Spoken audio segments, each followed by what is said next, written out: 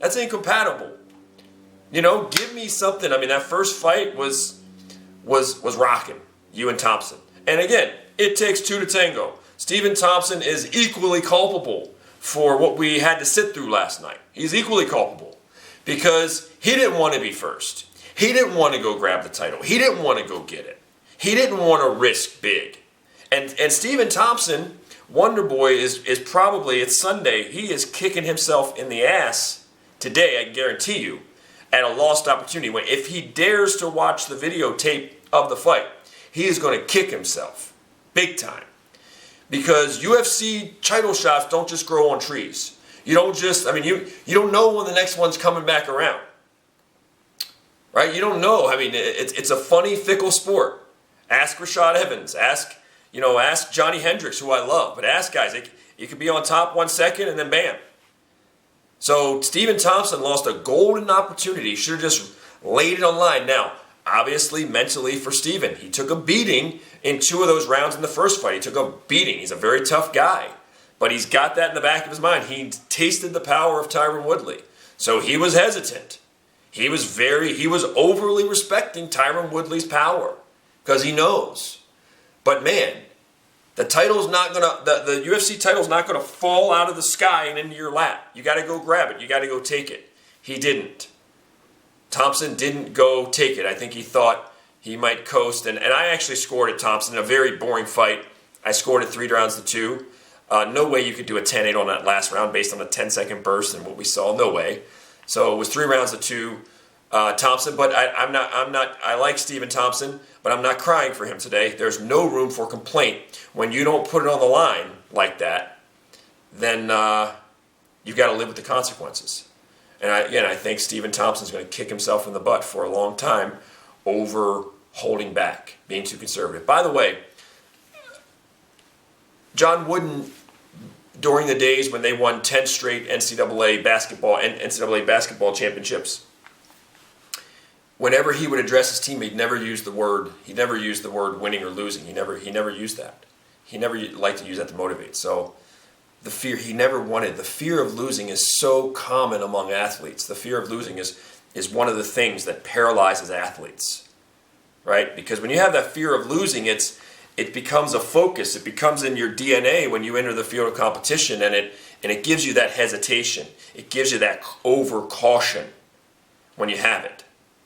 And I think that's what we saw in both fighters last night. Now, if Tyron Woodley or Stephen Thompson had gotten the look that they wanted, if they were fighting and they got the look where, boom, he rushes you and they get the look, I think they'd have fired.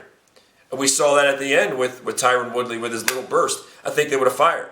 It was just, look, neither guy really got the look that he wanted. Neither guy wanted to be first and take the risks that are needed to get to capture reward.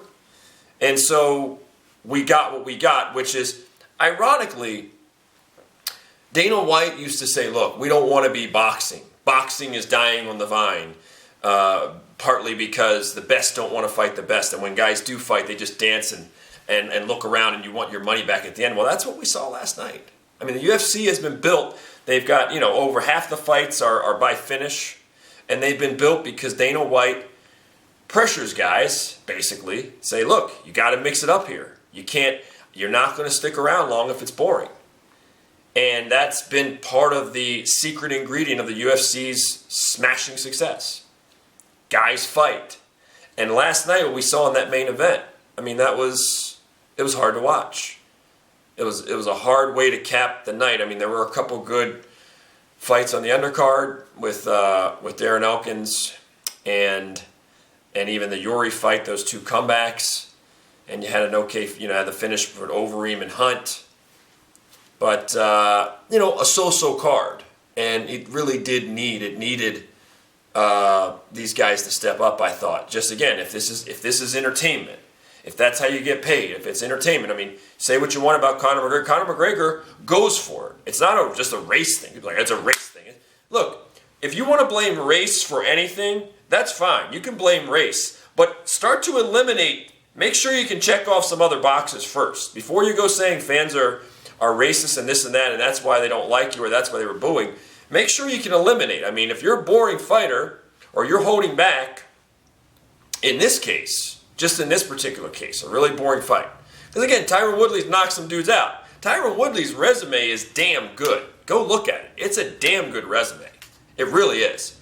I think that's why some people have been hard on him, because this guy's got the potential to just blow people out of the water. Go look at his resume. I mean, he's knocked out Robbie Lawler. He's beaten Carlos Condit. Right? Those are 2 big wins. He's beaten Stephen Thompson now, albeit in an extremely boring, let's hope we never have to watch that again fight. You go down the list of guys that Tyron Woodley has beat. The guy's got a really good resume. But again, it's just now you're swimming. You want to swim the big fish. You want the Conor McGregor money. You want the money fights, man. Well, look what Conor does. I mean, it's not about race. I don't believe that it is, Tyron. I believe people actually want to see you do well. I believe you're a likable guy.